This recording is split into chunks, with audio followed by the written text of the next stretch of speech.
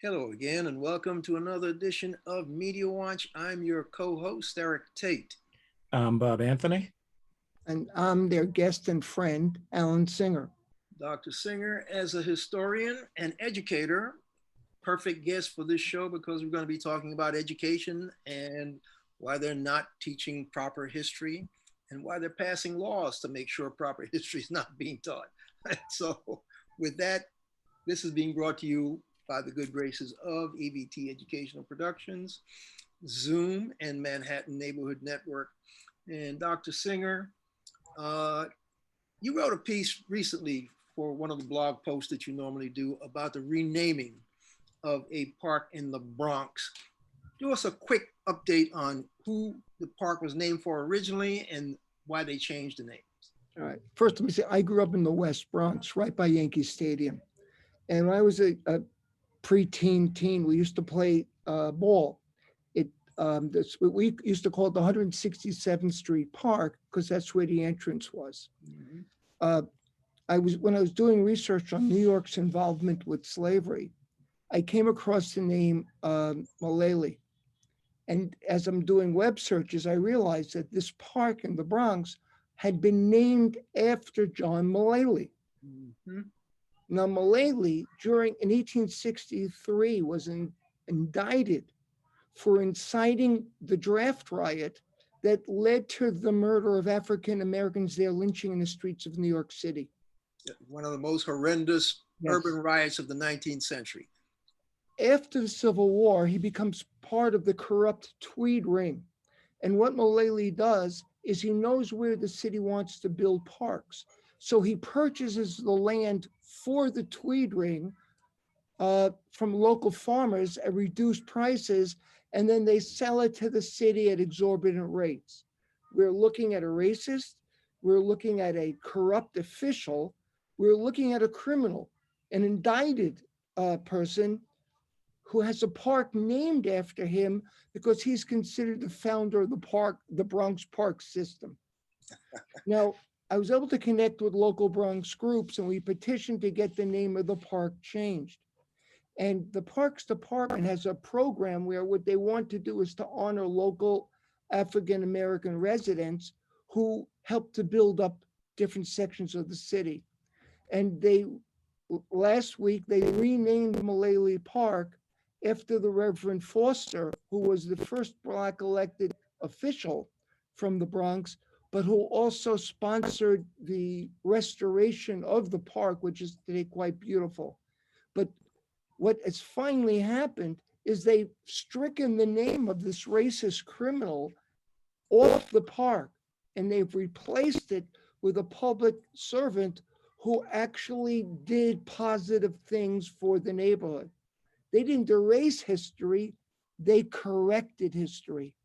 I think that was the key. Now that's an interesting local rectification of bad US history, right? Even though it was just locally, but that Civil War draft riot was basically New York City mobs rioting so that they would not be drafted to help fight the Civil War and save the Union. So that was a national thing. And that riot that he helped fomented cost the lives of more than 100 plus African Americans and abolitionists in the city of New York. A similar thing is about to take place. Can you update us on the Taney, Roger B. Taney statue that's coming out of the rotunda in Washington, D.C.? Well, maybe.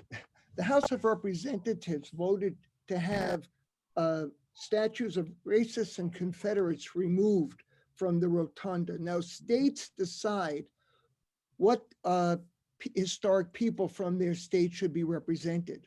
And one of the figures from Maryland has been Supreme Court Justice Taney, who notoriously in the Dred Scott decision in 1857 ruled that African Americans were never intended to be citizens of the United States and therefore had no rights and could always be enslaved even if they were taken to the North. That was a ruling, a Supreme Court ruling from the Supreme Court of the United States of America in 1857.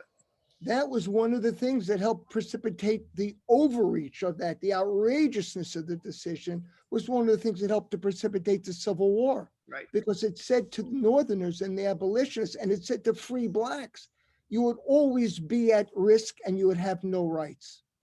And so the abolitionists and free Blacks then mobilized to challenge, and that became one of the steps toward Civil War and eventual emancipation. But Tawney should never have been honored. And the proposal now is to replace the statue in the House Rotunda with a statue of Thurgood Marshall. Marshall was instrumental as a lawyer in securing the Brown v. Board decision, which ended legal segregation in schools, and he becomes the first African-American Supreme Court justice. Indeed. One of the things I like about Thurgood Marshall, just as an historian, as a lawyer, he was very radical. He always pushed the law, but as a judge, he recognized precedent and the role of the judge, that the job of the lawyer is to fight for what you believe, and the job of the judge is to enforce the law. So he's a very serious legal scholar. He definitely deserves to be honored in the United States. So now that brings us to this whole bit about these historical figures, whether it's near history like Marshall or 19th century history like Roger B. Taney and Milley, and the fact that you as a historian and an educator have been trying to see that American history is done properly. You edited one of the great curriculums that are still not in the New York school system, New York and Slavery, Resistance and Complicity. Complicity, right? And the push to get the correct telling of history across the country is now about to be steamrolled. Bob, a little bit about these laws that have been coming up at us from where? Florida and Texas and New Hampshire and other places. Give us a little background of what this push is and how we're going to tie it to the bugaboo boogeyman that's upsetting the conservative right. Well, like you said, Eric, there have been a number of instances in multiple states, and excuse my internet connection if it's shaking, where the state legislatures have, and school districts, local school districts and some universities, I guess, are looking into it as well, to basically outlaw or push aside any attempt to they allege that it's racist in itself. They allege that it doesn't teach the true patriotism that's invoked in normal US history. And they make it seem like it's an attempt to split the country when it's not. It's an attempt to actually, and I'm a historian, that's my degree, it's an attempt to actually tell the history in the light of what Americans have done with African Americans, indigenous people, Asian and Pacific Islanders. But we see this pushback coming from all over the country.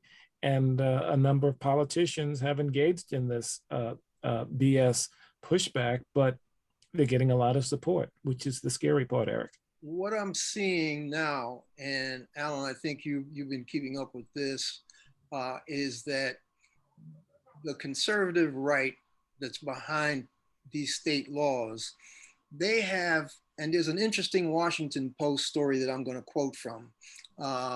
They have lumped all this stuff under one phrase, and they've made it the stalking horse, the bugaboo, boogeyman, under which they're going to attack the correct teaching of history. And the Washington Post article that was written on June 21st by Laura Meckler and Joseph Dawsey was in the education section of the Washington Post. And they were actually profiling a guy by the name of Christopher Rufo because he's the guy who is crystallizing. Here's the headline: Republicans spurred by an unlikely figure see political promise in targeting critical race theory. And that's the bugaboo boogeyman. that they have lumped this under.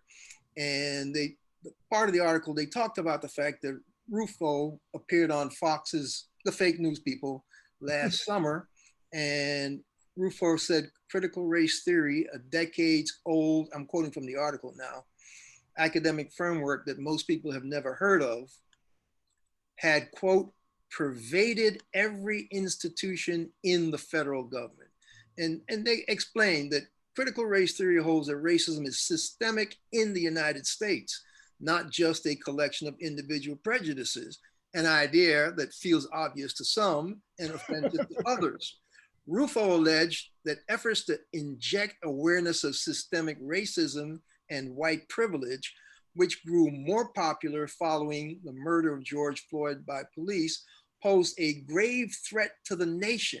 It amounts, Rufo said, to, quote, cult indoctrination.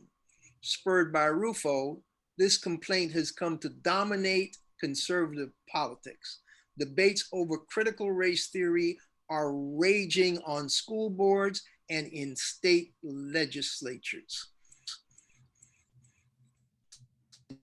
Coverage and commentary on the issue, and Republicans see the issue as a central element of the case they will make to voters in next year's midterm elections when control of Congress will be at stake. So that is what's driving all these state laws that are now percolating and being brought to the fore. Alan, tell us the difference between critical thinking, like the New Hampshire School Board was trying to, and critical race theory. First, based on what you said, I think it's very important. This is a political attack and has very little to do with history. They're not defending history. They're mobilizing white people to try to win elections. And what they're saying to white people is somehow you're the victims of reverse discrimination. So critical race theory is the hammer which they're using for their attack. And they're not interested in what critical race theory is. It's a lens, it's a way of looking at history that points us to things that we might not see otherwise. I did a piece with some teachers on the European Enlightenment. And I said, well, what does it look like from a critical race theory lens? Well, usually when you teach the Enlightenment, you focus on 3 or 4 individuals, John Locke, Montesquieu, and Rousseau. But if you add in Mary Wollstonecraft, she asks, how come women are not treated as human beings? You look at Thomas Jefferson, and if you look at the Declaration of Independence, we hold these truths to be self-evident that all men are created equal. But Jefferson also writes the Notes of Virginia. And in the Notes on the State of Virginia, he attempts to scientifically justify racial inferiority for African Americans as the basis for justifying slavery. So Jefferson and Franklin were supposed to be, they were supposed to be our Enlightenment thinkers at the time. Jefferson and Franklin, yeah, right. Immanuel Kant, who's a German Enlightenment thinker, also looks for a scientific basis for racism. So depending on which Enlightenment thinkers you include in the curriculum, you get a very different picture of what the Enlightenment was. So what the critical race theory lens says is we have to look at these things too. We have to include them. They are important for understanding the past. They're not saying that somehow all white people are to blame and should be punished. They're saying that the nation can never heal unless we actually understand what really happened and what brought us to where we are today. Okay, that phrase, Alan, unless we can understand what really happened and what brought us to where we are today, means we have to take a critical look, critical thinking, of the documents that these people wrote to found the country. Declaration of Independence, Constitution, those are the 2 key ones. And within the Constitution of the United States, basically, they have clauses that deal with recapturing runaway slaves, because that's the master's right to his property. They have clauses that deal with the fact that only white propertied male can vote. And so the founding fathers basically put together documents that basically propped up white supremacy of white males, land owning rich people, an oligarchic system. The documents speak for themselves as far as I'm concerned, but somebody like Ross Douthat, who writes op-eds for New York Times, will say, I'm using a progressive lens to look at the founding documents. But the documents speak for themselves, don't they? Not only that, people, they argue we shouldn't judge people in the past by today's standards. And one of the things I do is I look at two high schools in Queens. One is Francis Lewis High School. Francis Lewis signed the Declaration of Independence, but Francis Lewis was also a slave trader. Now, a couple of blocks away is another high school, John Bown High School. That's named after John Bown, who was sent to prison in England because he permitted Quaker abolitionists to meet on his farm. Well, you could say, well, how do we judge Francis Lewis by today's standard? And I'm not talking about judging him by today's standard. I want to judge him by the John Bown standard. Because there were people who opposed slavery. That's exactly right. And they weren't just in England. We had Quakers here during the Revolutionary War who basically were pacifists who did not really want to fight, but they also espoused you should not hold other people in bondage. Yes. The Quakers in North America were telling the other North American colonials slavery is wrong. So they had the same moral values then that we have today. Those other people just wanted to profit on the backs of labor that they weren't paying for. So I don't buy that argument. The two of you make good points in terms of the documents that are out there, but history is always a function of the historian, and a lot of history is undocumented, and it's oral histories in the case of indigenous people, and it's recollections written by people who didn't make it into history books. So it takes a different kind of research, a different type of critical thinking to find these other voices and this other research, even if it's, I mean, there are ancient, when I say ancient, I mean 1950s audio recordings of some of these histories, which, you know, we don't look at often, but it's, they add a lot, but we haven't done, as historians, we haven't done the work. One of the most important documents in American history is written by a Frenchman who's really one of the seminal sociologists. His name was de Tocqueville. De Tocqueville visits the new nation in the 1830s, and he writes a book as an outside observer called Democracy in America. And it's a very careful analysis and a very careful description of American society. But it's a fabulous book. I had to study it at Columbia, but go ahead. Yeah. And one of the things that he notes is that democracy for white people is based on the oppression of Black people. And he questions whether in a democracy there could ever be equality between Blacks and whites, because the majority, the whites, would never accept it because they advantage from the inequality. And that is a French sociologist writing in the 1830s, not a Marxist, because he's writing before Marx. And he believes in democracy, and he relishes the democratic aspects he sees in the United States, but he says you also have to note this behavior, this fault in this new nation. Interestingly enough, the flip side of the Tocqueville and the whites not accepting, Thomas Jefferson, that same founding father that you quoted earlier, he's the guy who said, we have to find some place to move these enslaved Africans to, because if we free them and keep them amongst us, we will never be safe in our beds based on the way we have treated them. Okay? Now, he actually came out and said that. I'm paraphrasing, I didn't give you the exact quote, but that's basically, I mean, Alan, I'm correct in that, right? Yeah. He said that.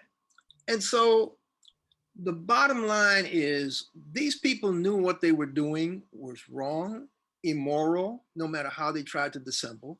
And the fact that states are passing laws to avoid teaching this history in its depth, in its totality, and we're actually assaulting the chairman of the Joint Chiefs of Staff in a congressional hearing because he was telling them, yeah, the United States Military Academy is a place where we educate our soldiers and our officers so that they can function in the world in which they're about to enter and function properly. And so, yes, critical race theory is something that we teach there.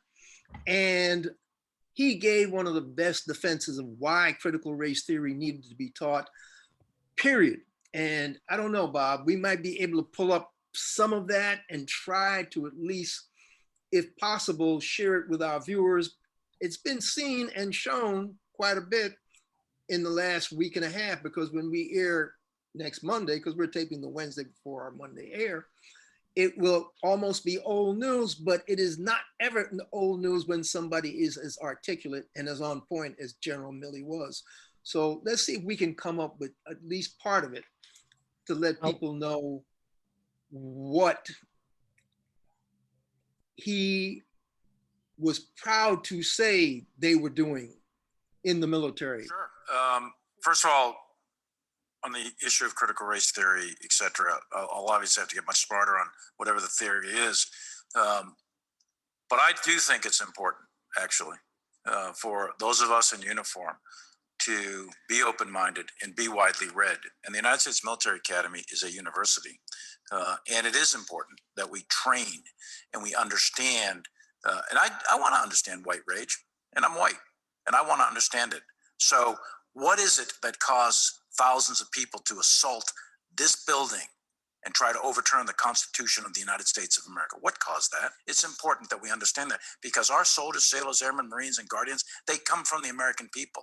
So it is important that the leaders now and in the future do understand it. I've read Mao Zedong. I've read Karl Marx. I've read Lenin. That doesn't make me a communist. So what is wrong with understanding, having some situational understanding about the country for which we are here to defend?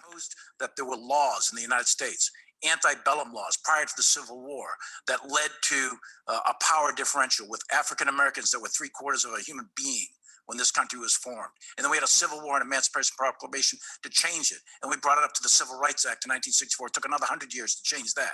So look, I do want to know.